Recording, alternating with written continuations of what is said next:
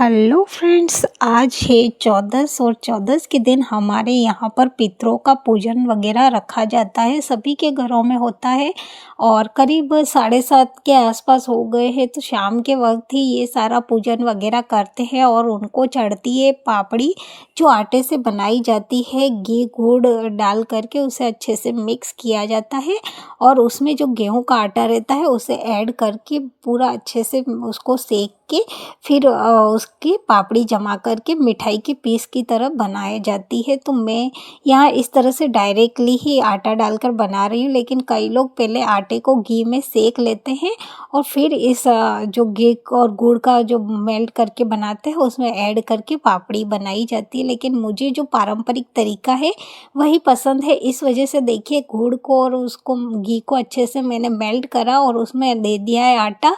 मेरे पास बिल्कुल मैदे जैसा आटा है, लेकिन इसमें थोड़ा अगर बड़ा बड़ा आटा हो तो काफ़ी बढ़िया रहता है। लेकिन इसमें भी कोई दिक्कत नहीं है, बन जाता है। बस इसमें थोड़ा सा इस तरह से हो जाता है, इसे मिक्स करने में दिक्कत आती है। लेकिन मैंने गैस बंद करके नीचे उतार लिया और उसे अच्छे से मिक्स किया। फिर दोबारा से गैस चलाकर थोड़ा सा पकाया और फिर मैंने 2 प्लेटों में इसे निकाल के जमा लिया था। बिल्कुल जो हम मिठाई बनाते हैं बस वही तरीका इसमें रहता है। मिठाई में जब हम प्लेट में फैला के फिर कट लगाते हैं, इसी तरह इसमें भी गरम गरम में ही कट लगा लेना होता है। और अगर आप चाहो ना तो यहाँ इस टाइम आप इसमें मेवे वगैरह भी डाल सकते हो, काफ़ी बढ़िया टेस्ट आता है। कई लोग इसमें नारियल भी ऐड करते हैं, मतलब नारियल का जो बुरादा रहता है वो भी ऐड करते हैं। लेकिन मैं बिल्कुल पारंपरिक तरीके से बनाती हूँ। 2 प्लेट में मैंने निकाला है, क्योंकि एक जो रहेगा वो मैं कल गाँव लेके जाऊँगी। वैसे तो मुझे गाँव आज ही जाना था, लेकिन मैं थोड़ी सी मेरी तबीयत की वजह से फिर मैं आज नहीं जा पाई, तो बस ये रह गया था। तो सारे नारियल वगैरह वो सब मुझे गांव लेकर के जाने हैं। यहाँ मुझे सिर्फ हमारे जो पितृ हैं उनकी पूजा वगैरह करनी है। तो ये 1 प्लेट में बिल्कुल यहाँ कल साथ में लेके जाऊंगी, उसके लिए अलग कर दी है। और 1 प्लेट के जो थे उसके मैंने पीस कट करके 3 प्लेटों में निकाला है देवत के लिए। बाकी का मैं भगवान के लिए रख दूंगी। और ये वाली जो प्लेट है ये जाएगी कल गाँव, तो उसका मैंने सब अलग कर लिया, क्योंकि पितरों का सब अलग अलग करना ही सही रहता है, बिल्कुल मिक्स नहीं कर सकते हैं। तो देखिए, यहाँ मेरा बेटा सभी पितरों की तस्वीरों को साफ करके उनको चंदन के तिलक लगा रहा था और अमल का छींटा दिया जाता है। लेकिन इस बार मेरे पास अमल नहीं था, तो फिर बस सिंपल सा उनके तिलक वगैरह लगाया और दीपक करके, और जो हमने बनाई थी तो आटे की पापड़ी वो चढ़ा दिया, दीपक कर लिया और इनका आशीर्वाद हम सभी ने ले लिया। इस तरह से हमारे घर में पूजा हुई। पितरों के जितने भी काम रहते हैं वो सभी लड़कों से ही कराना सही रहता है। अब अगर फिर कोई नहीं है तो फिर हम कर ही सकते हैं, लेकिन जब तक घर में बच्चे हैं या जेंट्स हैं तो उन्हीं के हाथों से पितरों के काम करवाए जाते हैं। तो मैं मेरे बेटे से ये सारे काम करवाती हूँ, ताकि ये लोग सीख भी जाएंगे, क्योंकि हमारे बाद इन लोगों को ही ये सारा करना है। और ये सारी चीज़ें जब उन्होंने अपने हाथों से करी होगी तभी ये सीखेंगे कि कैसे क्या करना रहता है। नहीं तो फिर अगर ऐसे बताया जाएगा तो वो भूल जाएंगे, लेकिन जब उन्होंने खुद से ये सारे काम किए होंगे तो भूलने का तो कोई चांस ही नहीं होता है। इसी वजह से मैं अपने बेटे से सारा करवाती हूँ। और ये देखिए, 2 नारियल, एक ये लाल का कपड़ा है, एक मुझे वाइट इसमें रखना है। मेरे पास रखा है ऑलरेडी, घर में है, तो मैंने अभी मंगवाया नहीं। बाकी मैंने ये सारा अभी मेरे बेटे से मंगवा लिया, कल की सारी तैयारी करके रखूँगी। वैसे तो मुझे आज शाम को ही वहाँ पर भी ये सारे काम करने थे, लेकिन देखो नहीं हो पाया, तो कल सुबह मैं पहले जाऊँगी। और साथ ही मैंने इनके लिए अलग से ये बनाई है पापड़ी, तो एक डिब्बे में पैक कर लेती हूँ, क्योंकि जब तक इनको वहाँ ये सारी नहीं चढ़ेगी तब तक इसे यूज़ में लेना ही नहीं है। इस वजह से मैंने उस बनाया भी अलग से था और पैक करके रख लिया। और देखिए, मैं यहाँ सुबह सुबह रेडी हो गई थी। अब मैंने सोचा कि चलो पहले यही काम करना है, बिल्कुल कोई और हो ना हो, लेकिन ये बहुत ज़रूरी था। इस वजह से मैं रेडी हुई।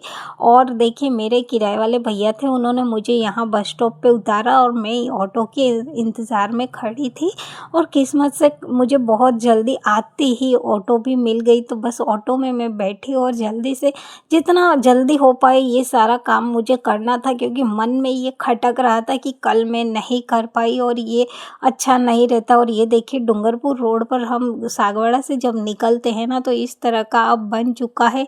काफ़ी बढ़िया यहाँ पर अब धीरे-धीरे विकास होता जा रहा है। देखिए डायरेक्टली गाड़ियाँ उधर निकल जाती है और गाँव के लिए यहाँ से, और काफ़ी ये हाईवे निकलने से बहुत फ़ायदा भी हुआ है।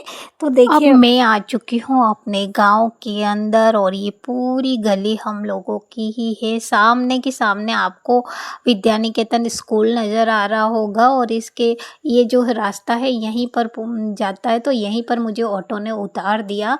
ये सबसे सही हो गया कि ऑटो पास ही में उतार के गया। ये हमारे एक काकोसा है, उनके मतलब यहाँ पर 3 फैमिली रहती है इस बाउंड्री के अंदर, और ये पूरी वहाँ से शुरू होती है यहाँ तक। इसमें 3 फैमिली, ये हमारे एक बड़े दाता है उनका मकान है, ये भी हम लोगों का ही परिवार है, और इस तरह से पूरे हमारे मकान बने हुए हैं। ये जो बड़ा सा गेट नज़र आ रहा है, इसमें भी हम लोगों की ही एक परिवार, मतलब पूरा 4-5 मकान है इधर की तरफ, और इस तरह से पूरा हमारा गांव बना हुआ है। ये हम लोगों के घर हैं, पूरा परिवार ही है। और ये जो सामने सामने नज़र आ रहा है पेड़ वाली ज़मीन, ये मेरा घर, यहाँ मेरा घर हुआ करता था, फ़िलहाल नहीं है, गिरा के प्लॉट बना दिया। ये जो है ये एक कमरा हमारा ही है। ये इसमें पहले गाय भैंसें बनती थी, फिर बाद में उसे पूरा रूम बना दिया था। और पास वाले हमारा एक काकीसा का ही है, और उनका और हमारा आंगन पूरा एक है। ये एक हमारे बड़े दाता है, उनके दोनों बेटों के मकान है आगे पीछे की तरफ, और अंदर तो पूरा कंप्लीट है, लेकिन बाहर उनके अभी प्लास्टर या कुछ ऐसा काम चल रहा है, इस वजह से इधर लकड़ियाँ लगी हुई है। और ये पूरी मेरी ज़मीन है, क्योंकि मकान गिरा दिया। हालांकि मकान तो अच्छा ही था, ईंटों की दीवारें थी, उस पे जो पक्खन वाला जो होता था वो था, केलू नहीं थे, सीढ़ियाँ वगैरह भी बनी हुई थी, छत थी, सब कुछ था, लेकिन थोड़ा सा कुछ गिरने की वजह से कोरोना टाइम में गिरा दिया, और पूरा इस तरह से प्लॉट बना दिया गया है। और ये प्लॉट पूरा वहाँ, ये जो सामने मकान नज़र आ रहे, ये मेरे 2 काकिया ससुर जी के मकान हैं ये वाले, और वहाँ तक पूरी ज़मीन मेरी है, मतलब मेरे और मेरे देवर की। और पूरा हमारा मकान अब यहाँ पर हम लोगों को बनाने हैं।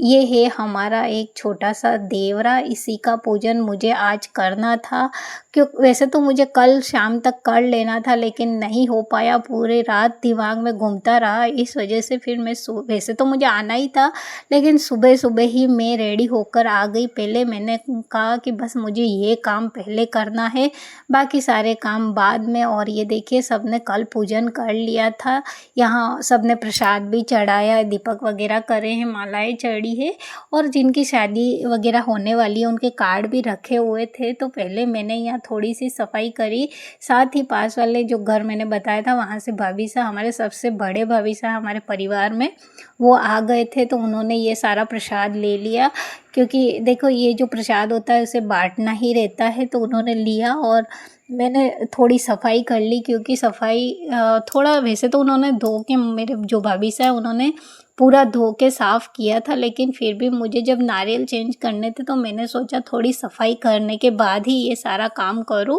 और इसी वजह से फिर देखिए मैंने ये नारियल निकाले, और वहाँ पर जहाँ जहाँ नारियल रखा रहता है ना, ये भाभी साहब पूरा धोते करते, लेकिन नारियल को बार बार हटाया नहीं जाता है, इस वजह से फिर उस जगह पर थोड़ा सा मिट्टी वगैरह हो जाती है, तो उसे मैंने निकाल के पूरा झाड़ू से साफ़ कर लिया। और देखिए फिर नारियल चेंज कर लिए, साथ ही उस पे जो कपड़ा वगैरह लगाया वो भी सब चेंज करा।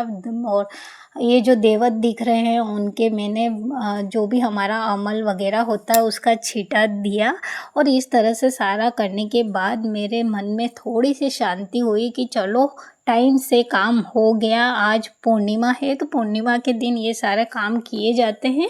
और ये जो मैंने नारियल निकाला है इन्हें अब विसर्जित करना रहेगा पानी में। और देखिए ये पूरा इस तरह से हमारा गांव है, और हमारे ही परिवार के घर नज़र आ रहे हैं जो आसपास के हैं, और नीचे की तरफ भी हम लोगों के ही है अधिकतर। तो बाकी के फिर बड़ा है गांव, तो बहुत बड़ा है, काफ़ी जातियाँ यहाँ पर रहती है, लेकिन बस इस तरह के हमारे आसपास का ये है। और चलो अब आ गए हम भाभी साहब के पास में। भाभी साहब अपना लहसुन वगैरह लेके बैठे थे, तो मैं भी उनके पास आई। थोड़ी देर बैठते हैं, चाय पानी करेंगे और थोड़ा सा डाटा ट्रांसफ़र भी कर लेंगे। मन में काफ़ी अच्छा लगता है और जब परिवार के लोग मिलते हैं तो वैसे भी खुशी मिलती है। ये है मेरे सबसे मतलब हमारे परिवार में सबसे बड़े वाले भाभी साहब हैं, उसके बाद एक और है जस्ट इनके पीछे की तरफ जो मैंने मकान बताया था वो है, उसके बाद थर्ड नंबर पे मैं आती हूँ। मतलब हमारी जो पीढ़ी है उसमें मेरा तीसरा नंबर है। तो आज की वीडियो कैसी लगी ज़रूर बताना एंड एक लाइक शेयर सब्सक्राइब भी कर दीजिएगा और कमेंट सेक्शन में अपनी राय भी ज़रूर दीजिएगा और थैंक फॉर वॉचिंग।